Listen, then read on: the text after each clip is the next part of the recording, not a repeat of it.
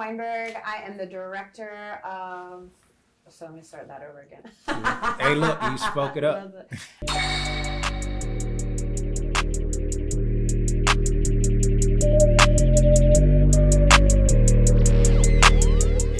Hi, I'm Careyann Weinberg. I am the Director of Economic Vitality for Downtown Norfolk Council. All right, appreciate you pulling up again. Thank you for having me. Yeah. So, it was a pleasure speaking with you last time, and, you being able to highlight Selden and the economic part of things in the city. So for the people that don't know, we're going to start out, you already introduced yourself, but more of who you are and where you're from. Yeah. So I have been with Downtown Norfolk Council for about 8.5 years now. Previously, I was the director of Selden Market. Selden Market is still under my purview. That is a small business retail incubator in the middle of downtown. That's still a project of ours, but we are in the middle of hiring a full team. We already have about half that team hired so that they can better run the operations of the market. So we're really excited about that. I previously, before coming to DNC and Selden, I worked very closely with DNC on a number of projects before, but I also was the director of work release back in the Neon District many years ago. I was the ops director at Grow. I kind of come from arts, culture, entertainment, economic development, just all of it kind of mixed into one. A little bit of a Swiss Army knife, which works in my favor sometimes and absolutely not in my favor at other times. Spread yourself a little thin. Yeah, absolutely. Spread myself thin, and people don't know what box to fit me in. Mm-hmm. So, it's interesting at times, but a little bit of experience with a lot. Right. Yeah. As you just laid out, and I think that's dope. Because a lot of people do get boxed in. Mm-hmm. So you being able to have those different skill sets. So last time we sat down, you talked about not last time you talked about, but you talked about a team, mm-hmm. Being built within Selden. Last time it was just you, right? Mm-hmm. Yeah. So how exciting has that been to see the growth and then add other people to actually run the show? I'm super excited to have this team. We have ran it, basically as a one-man show for the last 8 years. Last year, we I had originally got my promotion, and we added a general manager to the market with part of the operations still falling under me. We've gone through some staffing changes in that time, but the one thing that we did get that is in our favor is we did receive some additional grant funding from the city, who has become such a strong partner with us within Selden. So we've been undergoing a major renovation to the space for the last year and a half. We've been working on the design and stuff of that since 2021. So it's been a long time coming to see it finally coming to fruition. Most of the renovations, there's still a couple things that maybe we'll do a phase 2 of and add those later. But renovations are all wrapping up. The space is looking beautiful. And with that, we have this grant funding to hire a team. So now we have a general manager. So Natalia Ramos is our GM. She's been with us for about 2 months now. And then we also have Brittany Day, who is our marketing and events manager. And then we're in the middle of hiring 2 part-time admin and event assistants. So we'll have a full team to run it. I will oversee them, but Nat's really taking charge, and she's going to be the go-to, the gal. So if people have events they want to do, if you want to pop up and be a vendor, if you're looking at a storefront, in the end, that's going to be your gal. She's still training. We're all training. We're all getting used to how coming from a 1-person team to a 5-person team, how that kind of works. At the same time of 4 businesses opening, renovations coming due, and the holiday season all hitting at the same time. It's a little chaotic, But like, there's the promise of something really beautiful there, and I'm really excited to like leave this project, not leave it, but oversee it from a different standpoint in the hands of a really great group who are all working towards a shared mission. And so it's really great to see that, and like to see everybody like get together each day and say what's going on and talk through all the stuff that just used to be one person. Like, I'm excited to see how much it changes the operations in the day-to-day within there. So. Yeah, no, that's dope. So I gotta give you your flowers. Aww. You know, for every every little piece that you put together with Selden, because I've been there for the whole. Just like seeing the changes. Yeah, that's around when I started. The platform right next door. So you did. That's right, exactly. So you're coming through. You see it all the time. Yeah. And I see you there for a bunch of our events and all of that. So, I think it's really, really amazing. And we have a lot of new spaces in there. Like I said, we have 4 new tenants opening up next week. So we have Juniper and Jam, which is a cafe and bakery, and then we'll have like sandwiches and soups and lunch options and things. And then we have Model Citizen, which is a cocktail supply store. You'll also be able to go in there and get some beer and wine and hang out in there for a little bit. And then we have Avocargo, which is a very popular food truck in the area. So this is their first brick and mortar. Nice. Excited about that one. It's Caribbean soul food kind of fusion. And then unannounced, it's a pop-up. It's a holiday pop-up and like winter pop-up, let's say. Nice. Edgewood Outfitters, who has a shop in Chesapeake and a shop in Patrick Henry Mall, I believe. They're opening their clothing store, which is mainly women's-based clothing from like extended sizes. So like super tiny to like 4 or 5X. So very broad range of sizes that they can accommodate.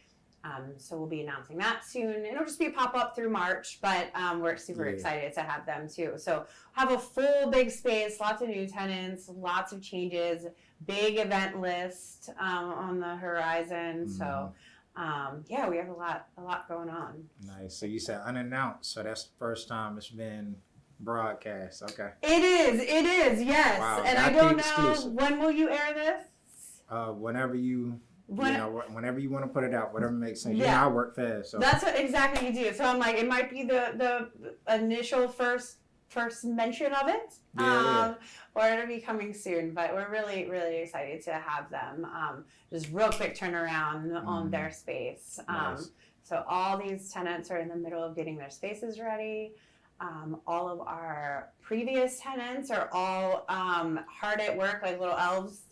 Getting their spaces ready for the holidays, decorating. We put in a little incentive for them to decorate this year, so all of the shops are kind of competing for the decorations. So I can't wait to see how all of those shape up. And our holiday season will officially kick off at Selden Market on November 22nd. For the Grand Illumination Day parade, and we have a Grand Illumination Market that starts at noon that day, and it's the kickoff of Hot Cocoa Wars, and so that's a really big day in downtown, and we're really excited to be able to like showcase all of these new tenants and a new space and a new team and all of that kind of at one time to everyone. Like the big rollout. Huge big rollout. Yeah. And then in January, we'll do an official grand reopening of the market. Ribbon cutting type thing. Yeah, exactly. Okay. We never closed, but it's been a little bit of a mess. A rebirth. We're a little rebirth, exactly. Nice. We'll officially roll out our rebrand, and hopefully we have all of the I's dotted and the T's crossed. In January with this renovation, so that it's all behind us. There's still it looks pretty finished if you go in there right now, but there's still a lot of things that are, just these little straggling things as happens with construction. Right. So we'll get that all wrapped up and tied with a bow and ready for you guys for 2026. Yeah, so. I'm loving the holiday puns. You keep throwing out the elves, the ribbon cutting, tie with a bow. Yeah. Hey, it writes itself at the holidays. Pretty easy.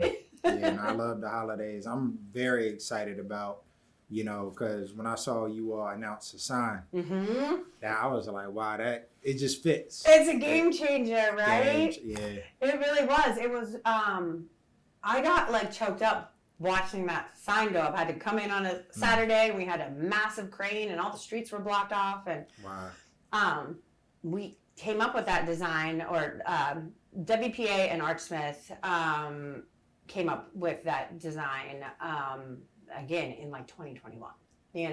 So we've been looking at a rendering and pictures of this sign for years to see it actually take shape, and like it's it's really big.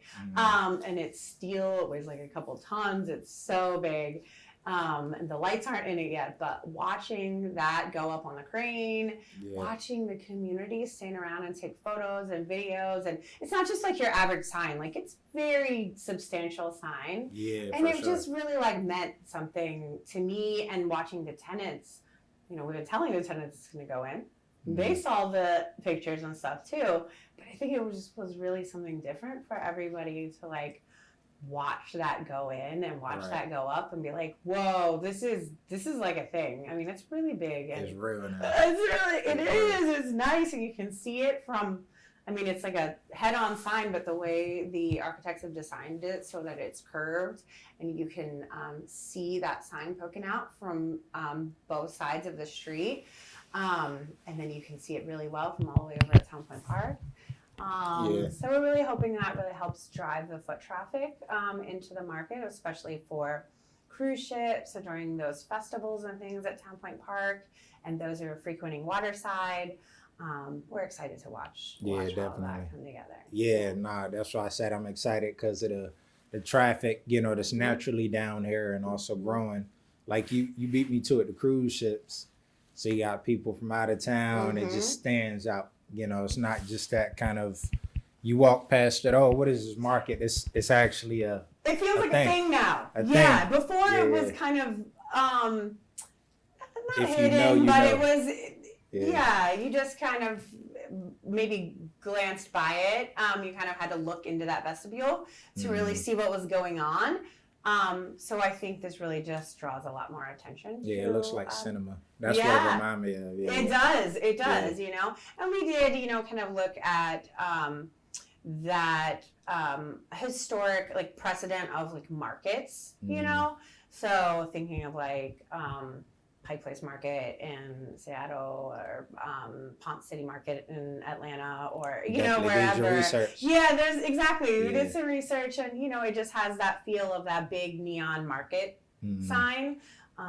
So it's really exciting. Nice. So you said light. So would they be? I'm assuming like LED, like the ones you can change per season. Or is just like it's going to look like it's a neon sign.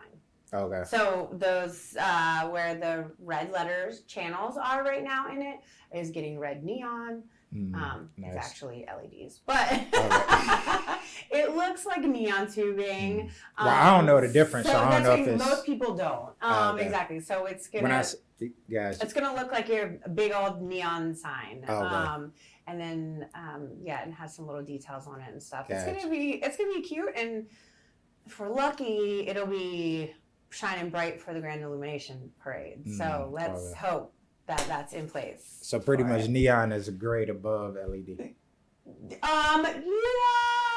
different. It's just different uses, Gotcha. I didn't mean to disrespect the sign. No, you weren't disrespecting the sign at all. They're both. I mean, these are LEDs. Neon is just, it's glass filled with gas. Okay. So it's wonderful. There's a little bit more if something breaks, you have to, there's more maintenance and stuff involved. So we just kind of had to weigh our options, and this looks pretty much like it. There's pros and cons to both of them, so hopefully it all works out. So let me rephrase that question. So would the lights be able to change? I don't know the name of them. Okay. They're just it's gonna be like red, your classic neon red, that reddy orange kind of like neon color. Gotcha. That's what this is. So, Nice. yeah, Okay. big classic neon sign, which is great and very reminiscent of Main Street, historic Main Street. So our sign is only on the Main Street side of the building due to funding. It wasn't a cheap sign. So it's only on the Main Street side, not on Plume.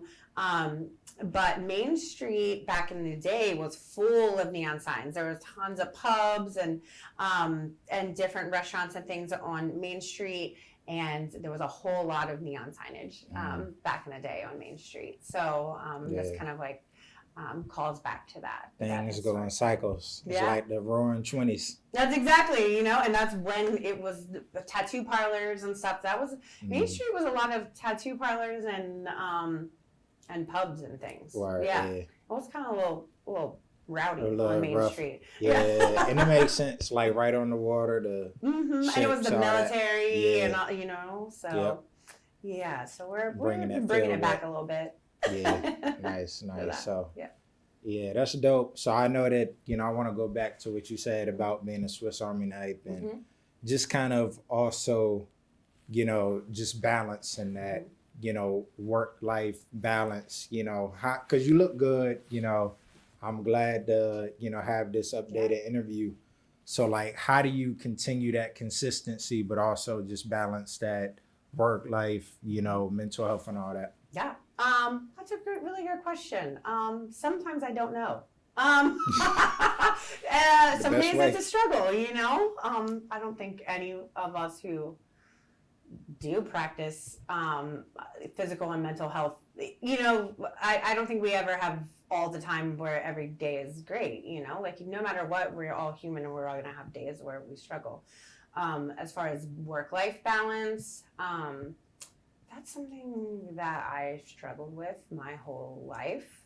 I think especially when I was younger, there also was a lot more in my 20s and like early 30s. There was a whole lot more push on this like kind of like hustle culture, and like you have to work really hard and work a lot, and that makes you better at what you do, and you're gonna get more opportunities later by doing those things. And what I've learned honestly just in the past couple years is I think that I did myself, not only myself, but anyone who comes after me in any position, a disservice by overworking myself and not trying to focus on that work-life balance. So over the past maybe 2 to 3 years, that's been a real focus of mine, because whenever I am doing something like hiring a full team, I don't want them to have to be overworked all the time. And I want them to be set up for success with processes and procedures in place that help make their life a little bit easier. But whenever it's been just, years of kind of just making it work because you had to, it gets a little bit more difficult to figure out how to spread that that work and make sure everyone is thinking about their mental health and not overworking themselves, and that creating a new culture where it's not expected of them to have to put in 80-hour weeks and stuff, So we're really working on trying to find that balance for everyone. And for me, it was very much, I'm older than I maybe feel. And as I was hitting a certain age, I was like, I want to go into this with more of like healthy body, healthy mind, because it's not going to get better on its own. And so making those changes was something that I started to prioritize over working just to work, It was something, especially working with so many small businesses all the time, that I really had to wrap my head around and convince myself that, like, if I didn't do something right then, it wasn't going to corrupt someone's business, And if it was something that would corrupt someone's business in that short amount of time, their business isn't healthy enough, on its own, to sustain on its own. And that was kind of a hurdle of mine to get over. And now I feel like I'm in a good place with that. So I've really, I try to work 45 hours a week is kind of my like shut off point about now. Obviously there are times, especially like right now, when we got 80 things going on.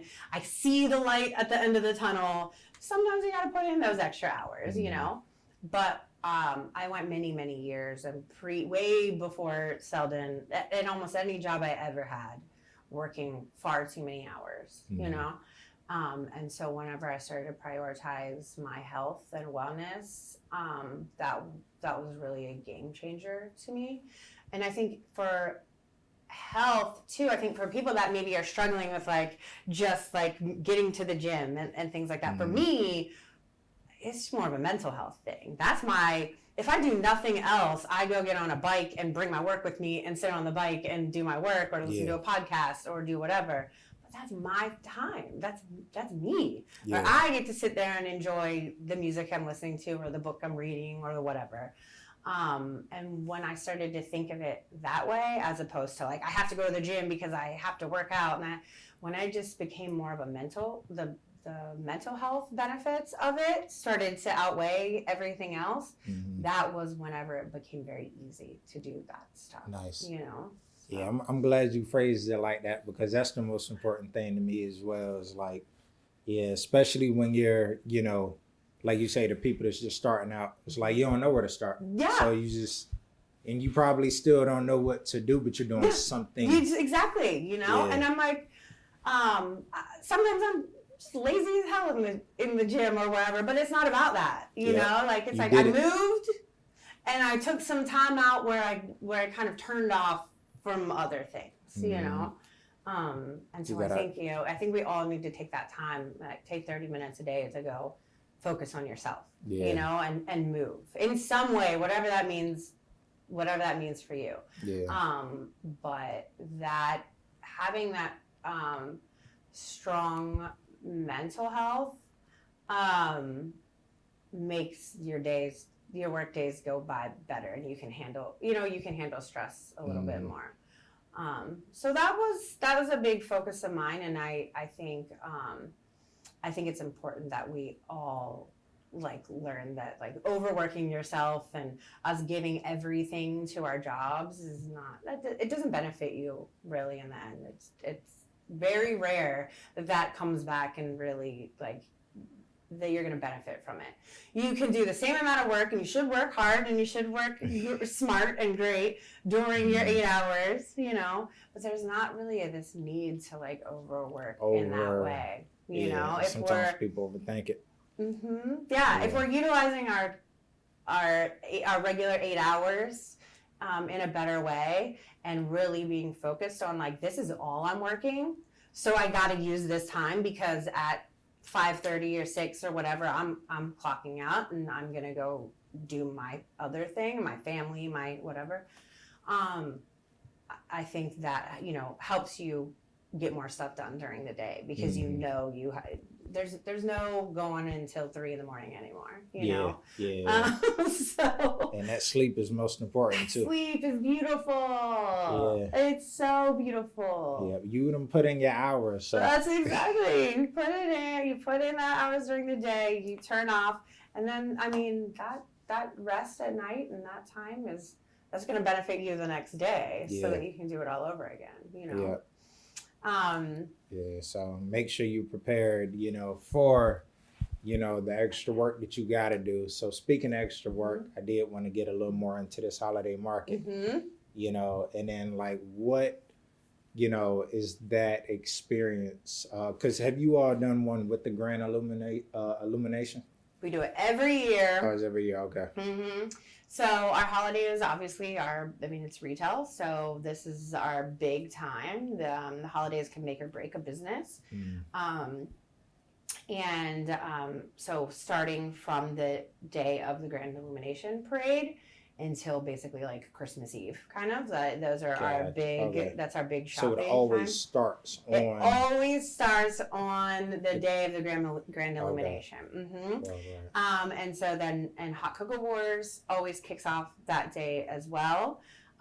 Way back in the day when Hot Cocoa Wars first started, it was just on the day of the grand illumination parade.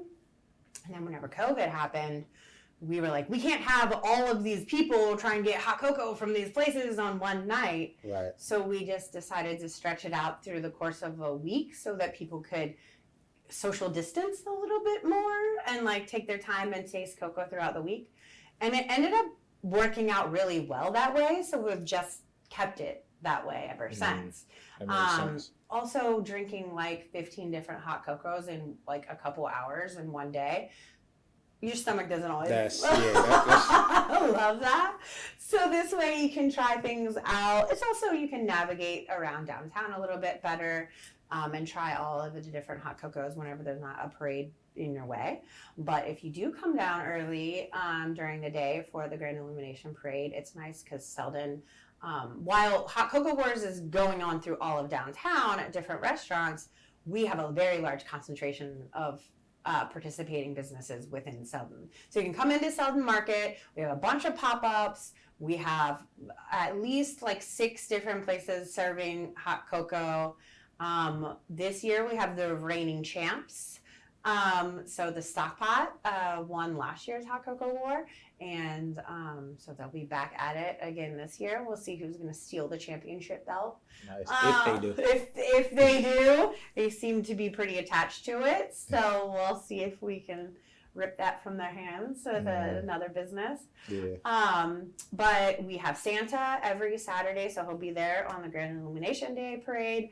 And then every Saturday throughout the holiday season from 12 to 2, we can come see Santa, snap some photos with him and Mrs. Claus. Nice. Will be there. We have, so on the 22nd, we have the Grand Illumination Market and the kickoff of Hot Cocoa Wars. On the 29th, the next Saturday, is Small Business Saturday. So you can count on at least like 30 pop-ups, all kinds of different activations going on, some freebies, little giveaways and stuff.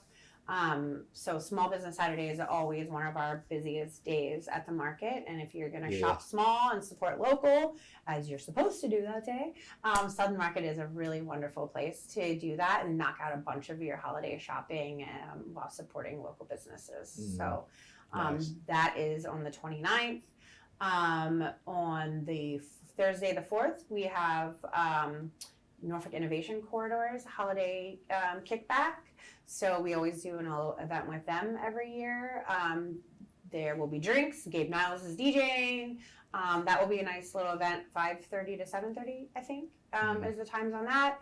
And then on the 6th, we have a plant swap and plus size clothing swap. And we say swap, but it's like vendors and things too. And then we have a children's business fair the next week. And then what else do we have after that? New Moon Market will be back. For many people have been waiting. That's always our biggest market. So that is December 19th. That's an evening event from 6 to 10 p.m. DJs, drinks, all that stuff. Lots of vendors. And then on the 20th, we're really excited. We haven't put out, we've just kind of teased it so far, but we're teaming up with Thanks for Listening down at the beach and Rapid Fire Vintage. And we're doing, it's called Run It Back, and it will be like a vinyl and vintage market. Right. And we're really excited about that because for those who were with us from the beginning, Thank You Gallery was one of our first tenants back in 2017. And their producer showcases and stuff, Thanks for Listening, that they were called Thanks for Listening. And they started out at Selden on like Saturday mornings, early in the morning. Nice. And it was so awesome to watch all these producers and everyone come in after I knew they had all been out partying the night before to come in and just drink some coffee and hang out and do their thing. And it was always really amazing to me to see how many people would come out early on a Saturday after that with no drinking, just chill vibes. And I love that. And so, anyways, talking to Dodie and JD and Napoleon and all of them over at Thanks for Listening. They're gonna literally like run it back and come back and hit us with those old school vibes a little bit right before the holidays. And so that will be our last big event, but it should be a really fun one. Right. Yeah. Now it sounds like it. It sounds like it's gonna be something to do. Yeah, absolutely. Every weekend, and then we'll be throwing little carolings and things like that in there also. So between Brittany and Nat, you know, they're scheming on several things for the market. So you can always pop in and see what's going on. Well, I see why you working 100 hours a week. That's why as I watch it with the team, I'm like, how did I do this? You know, I think you just get in your zone and you're just like, I gotta do it. You know, so it's really beautiful to watch there be like a team of people who can take on different roles for things. Yeah, for sure. I love seeing it. Yeah, and I gotta ask you this, you know, my guy Amir made it Norfolk.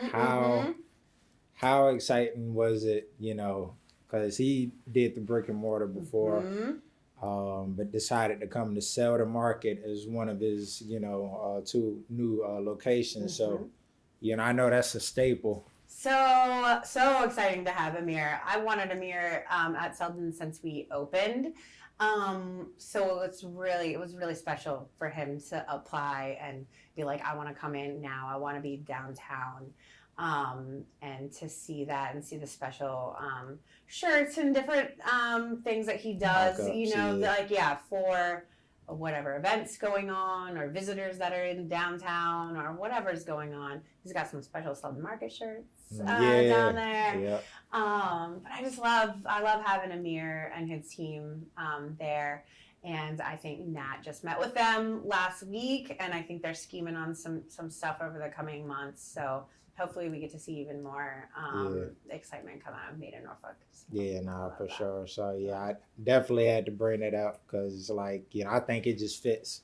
It's absolutely like the perfect marriage, like you say. I love it, and because we've been under renovations, I don't think Amir and his team have been able to really do some of the activations and things that they're really excited to do.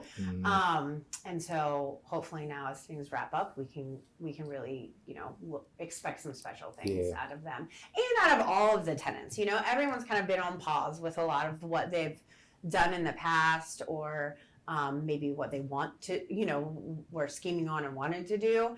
And so now we can kind of get back to a place where there's workshops and there's tenant events and there's our events. And like I said earlier, the City of Norfolk, especially the Economic Development Department of the city, they have really, really stepped up their game as partners with us over the past year.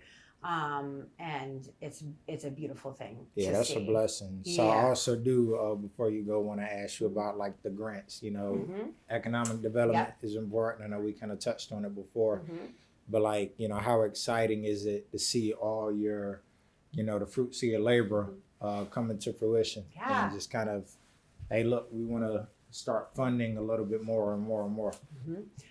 It's really a beautiful thing to see. The city has been kind of helping small businesses along the way with their CAP grant program, their facade improvement grants. They have a whole lot of amazing grants, and also business education courses and things that are specific to food and beverage businesses, or getting becoming a city contractor or whatever. But the city has really been working very hard with small businesses, and then they've also, you know, given us some grant funding in order to have a staff on board at Selden, and also to bring those renovations to create a space that's more welcoming to the community, you know?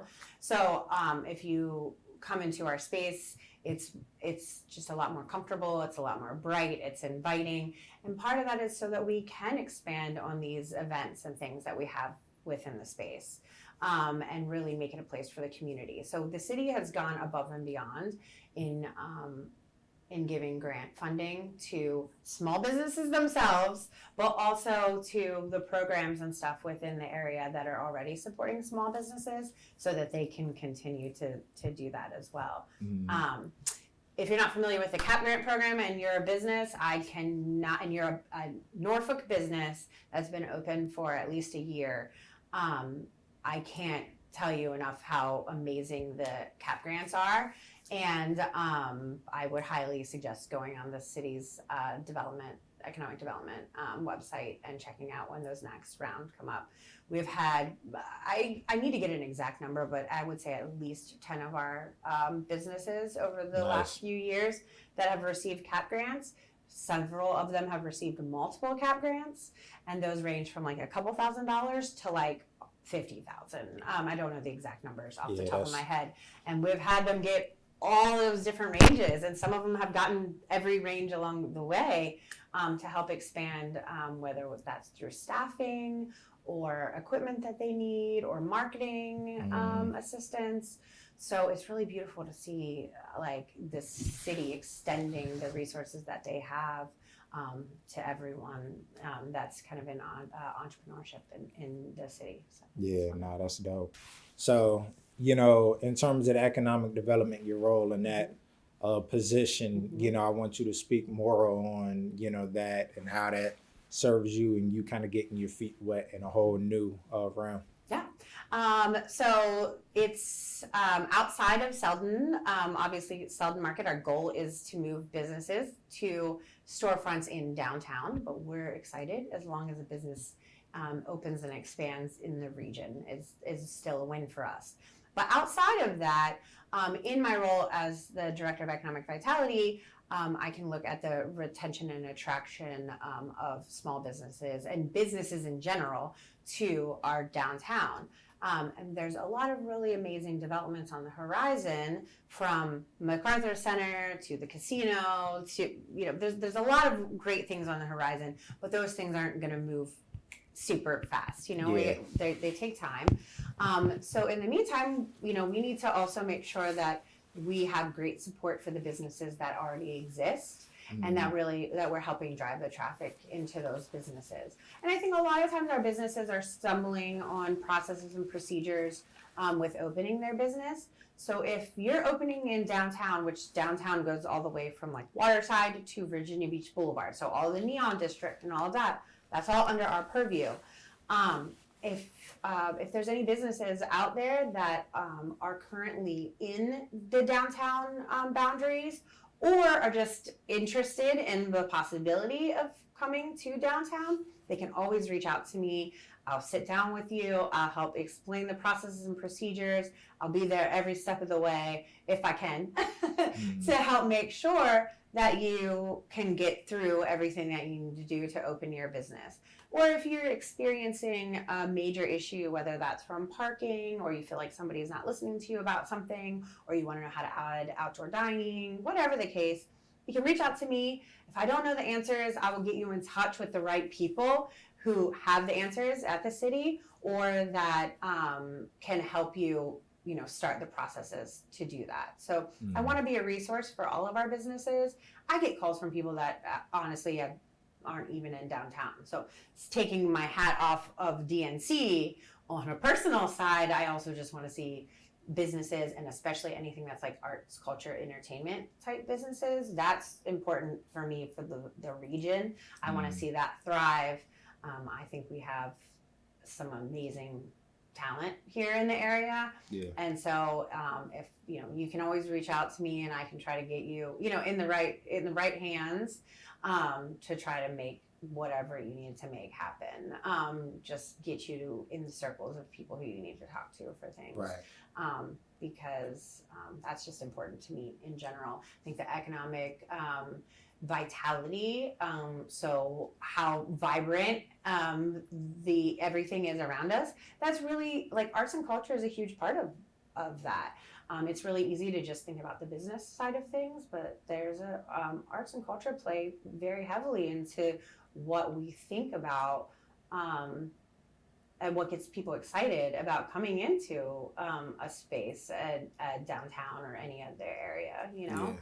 So I think the arts and culture and things for our region helps play up the needs in our for economic development within our whole region. Yeah, for sure. So, Great answer. And I love how you kept using the word economics.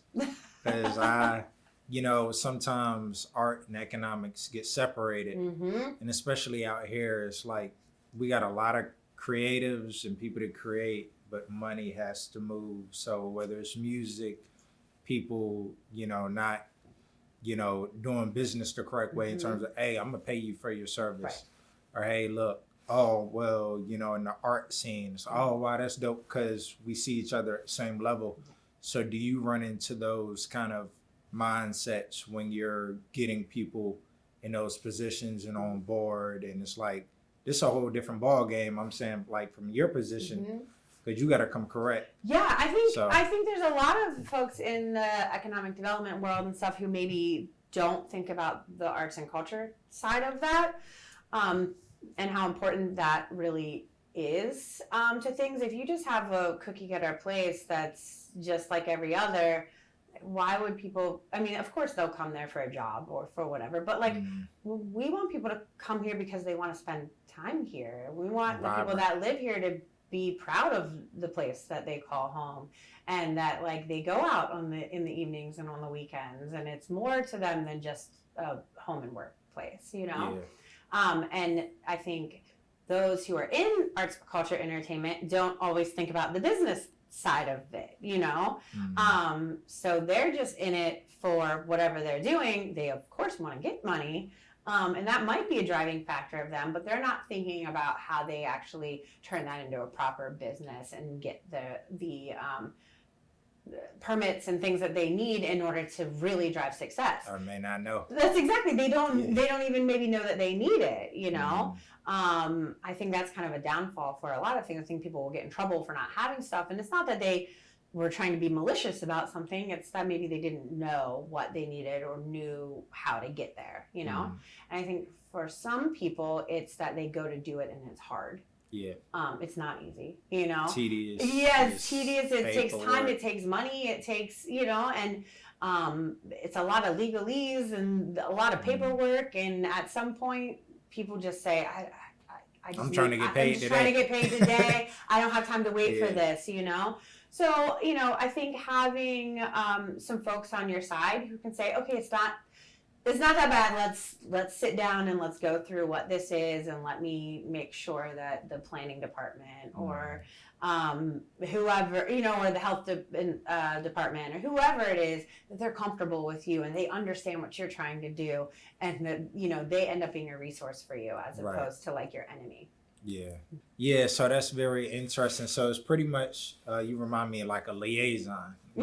Both sides. Yes. You got experience on both sides. So it's important. I'm glad you're in the position you're in, because a lot of people that will get in that position or positions of leadership and not know the other side, but both sides. So so what, I guess, activations beyond the norm do you kind of see for the city? You talk about having pride in the city and people want to come out here. So I mean, this can be over the next few years. Yeah. Well, I'm just going to speak specifically on DNC right now. Yeah. But we brought First Fridays back this year. So if you haven't been, we hadn't done it since 2021, 22. Yeah, beautiful.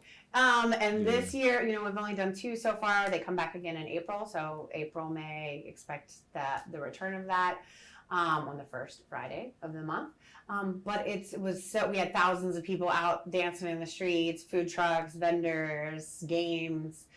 It's a really beautiful thing, and it was so great to see that return again, and to get everybody out and about. DNC has also just been working on really actively, like having times where there's social times when, if you're a work from home type person, or even if you're in your office, come hang out, you get some snacks and see in a different location, meet some new people. We've done a couple of these at Selden. They've had them at Waterside. They're kind of all over. They did a petting zoo, a couple for downtown workers. That's nice. So like just watch what DNC's got going on, trying to activate things a little bit more. And even within Selden, we want to see a little bit more organic and everyday activations, not always about a big event, but like just having some live music once in a while, or just different things Making to people kind of feel see. at home. Yeah, Welcome. exactly. So, and we're going to bring that, DNC's, I think, wants to start bringing that to the streets a little bit more too. So that if you're just downtown and around, that you say, oh, what is this? I'm going to go check this out for a minute. And it just brings a smile to your face. Yeah, it definitely brought a smile to my face. I'm like, man, they shut the whole Granby down without. Yeah, I was like, man, this is just amazing vibes. You know, you just out there, you know, enjoying yourself. So, you know, I really appreciate you. Thank you. I'm gonna say it again, giving you your flowers, DNC, and just all the work that y'all continue to do for, you know, the vitality of downtown and continue to fight for the creative. So that's a blessing. Thank you. Thank you for having me on here today, Drew. But thank you for continuing to keep these conversations and everything alive and inform the people. So Yeah, definitely. I love it. Yeah, I appreciate you. Yeah, thank you. So we got Careyann. Until next time, you know, this will be the last time we talk. Bye, we guys. Out.